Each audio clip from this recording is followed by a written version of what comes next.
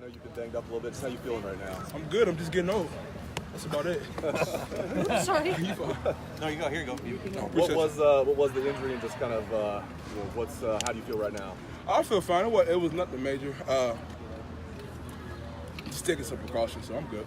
BB, how frustrating has it been, if at all, in the Rushman room with Nick being out, Jonathan's dealing with something now, Draymond had a little bit of injury, you had one. It just seems like it's got to be tough for you guys to stay healthy and be what you want to be and get out there full strength. It's not so much it's frustrating. It's just one of the things where it's the next man up. Getting a little banged up here and there is a part of the game. So that's why we all prepare the exact same way. We take the amount of reps and we take what we do seriously. So when it's time to work on your craft, on a day-to-day basis in practice, that's what we try to enhance it as much as we can. So that if somebody does go down or get hurt or a situation, the next guy ready to play. If Coop and Nick are both out, you guys have to move bodies around at all up front this week? A little bit. Yes and no, depending on the situation. But, like I said, it's just a matter of some guys got to step up. Well, deep in your heart, is there a defensive end? Is there a defensive heart's beating? Deep in your heart, is there wanting to get out? I mean, would you like to play defensive end a little bit? Oh, no, that's too much running. That's way too much running for me. I just see I'm good where I'm at. I just almost see the gleam in your eye when you get into the backfield real quick. But if the ball flows away, I got to run too much. Yeah, I'm going to stay right there in my little 5-yard box. I got you. BB, Tough Portland said that the theme this week is, I guess for a little while maybe, has been keep chopping the tree. Have you heard that theme also? Yeah. What does it mean to you? It's one of those things where it's like, say for instance, if you're a lumberjack and you got one axe and you're trying to chop down a tree, you look at it as, you keep chopping and chopping. Chop number 100 was going to break it down. But in our reality, chop 1, 2, 3, 4, and 5 all counted. All 3 of those chops, or all 5 of those chops that you made contributed to that tree falling. So it's just one of those things where we just got to keep working on a day-to-day basis, coming out, going hard, working on enhancing our craft, and then working on, trying to elevate the things that we do wrong or we did wrong to not make the same mistakes going into next week. And speaking of chops, previous chops, what is it that y'all definitely put your finger on that needs to be fixed? I mean, as this goes along. One of the biggest things is kind of like the culture of, being a bullet, going 4 to 6, A to B plus 2. Everybody pursuing to the ball. When you see the ball, no matter where it's out in the field, you see a bunch of gray hats surrounding it. So that's probably the biggest thing that we've been focusing on. So instead of Land of the Wolves this year, it's Land of the Lumberjacks? You can say that a little bit. BB, a lot of your teammates were very complimentary of how much you were able to contribute even when you weren't on the field playing during a game. What did you make it your goal to accomplish during that time? I knew at that moment in time my job was to become a coach. And, as I go throughout the game, whether I'm playing or I'm having to, sit on the sidelines and watch, I'm doing everything that I can to pick up on little things, little indicators, and help some of the guys who are in the game, work on what they might be doing wrong or giving them tips to help them enhance their game so they're a little bit more comfortable playing. So I say my biggest thing was just trying to step back and coach a little bit more to kind of help them guys going forward in the game. So now that Nick Bosa is in that same position, how's he doing it? Is he a future whistle carrier himself? He could be.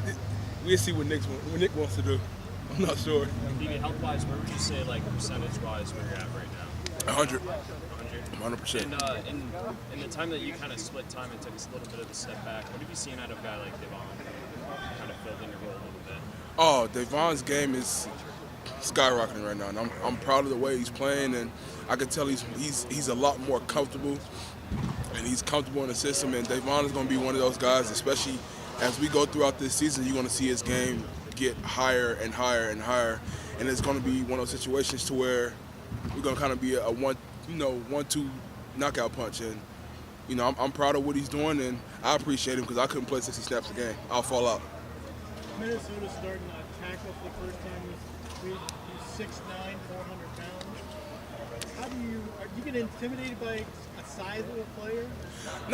Me personally, no. I don't really get intimidated by a sizable player, but I will give him, hats off to him because he's very aggressive. He will try to finish you, and he can play some ball. If we don't come with our A game, we're gonna have an issue. That's a big tree, isn't it? Huge. It's not a why it's pancake 11 block. of That's us. like an IHOP stack of pancakes block. We all going to have to take a chop. So. What is more imposing, though, the height or the weight? I mean, obviously the weight. If he's in a spot, I would think that's tough to move. But what from your vantage point, what's the more intimidating part of that? Maybe intimidating is not the word. You know what I mean? The biggest For challenge. me, the biggest challenge would probably be more of his weight, because that's a massive man. Yeah. As far as the height wise, that kind of plays into my advantage, me having being shorter and having leverage. But the weight, I'm gonna get my money's worth with that one if I have my encounter with him. Hey, BB, did you see maybe not a significant difference, or see or experience a significant difference in terms of success you guys had on pass rush against Indiana from the first and second half last week? Yeah, we really started to. I felt like we started to get after the quarterback a little bit better. It made it really tough because their quarterback and their O-line from top to bottom are phenomenal, but they were getting the ball out so fast. So it kind of felt like you never really had time to really pass rush. It was more just try to close the pocket and make them just throw in the tunnel the best that we could. So, as the game went on, we were just kind of getting a mixture and getting a better feel for how fast he was getting it out. So we kind of had a better indicator of how fast we had to close the pocket. But, it's one of those things you kind of just got to adjust as the game goes on. Is that something that you see, that could be similar this week against Minnesota, or is it just a different timing thing? It's kind of hard to tell just because, you never really know what you're going to get until you get to game time. So they could go quick game and try to get the ball out fast. They, could be more comfortable sitting in the pocket and just trying to let it go. So it's going to be one of those things where we got to kind of adapt to the game on the fly. Is there any sense with the defensive line when you see teams taking all these deep shots against you guys, maybe you guys taking amongst yourselves to sort of short circuit that? Kind of at the end of the day, like the way our defense is tied in all as one. So how we look at it is, it's one of those things where, as a D-line, if I get to the quarterback before he throws the ball, that makes the DB's job a lot easier. As a DB, if they shut down a corner, not giving the quarterback a target to hit, that makes our job easier.